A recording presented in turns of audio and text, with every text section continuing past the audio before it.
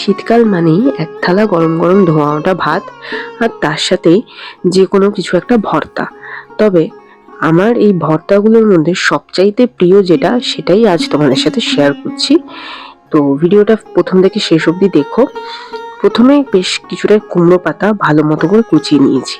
এরপর কড়াইতে আমি সর্ষের তেল গরম করে কিছুটা কালো জিরে, দুটো শুকনো লঙ্কা, দুটো কাঁচা লঙ্কা আর কিছুটা কয়েক কোয়া রসুন আর দিয়ে দিলাম কিছুটা চিংড়ি মাছ। ভালো মতো করে লবণ হলুদ দিয়ে ভেজে নিচ্ছি। এটা ভাজা হয়ে গেলে অ্যাড করলাম কুচিয়ে রাখা কুমড়ো পাতাগুলো।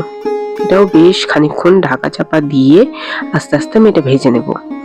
ভালো মতো করে ভাজা হয়ে গেলে আমি এটা একটা পাত্রে তুলে রেখে দিচ্ছি। ঠান্ডা হয়ে যাওয়ার অপেক্ষা করব। ঠান্ডা হয়ে গেলে শিলনোড়ায় এটা খুব ভালো মতো করে বেটে নেব।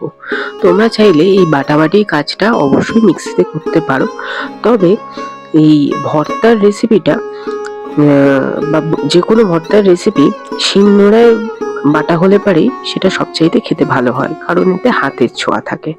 তো ঝাল ঝাল করে এই কুমড়ো পাতার ভর্তা চিংড়ি মাছ দিয়ে আমার তো খেতে অসাধারণ লাগে। তোমরাও এটা খাও কিনা আমায় অবশ্যই কমেন্ট করে জানিও। ভিডিওটা ভালো লাগলে প্লিজ লাইক শেয়ার সাবস্ক্রাইব করে দিও। আমার এই নতুন চ্যানেলটা প্লিজ সাবস্ক্রাইব করো আর ভিডিওটা সবার সাথে শেয়ার করো। Thanks for watching. টাটা।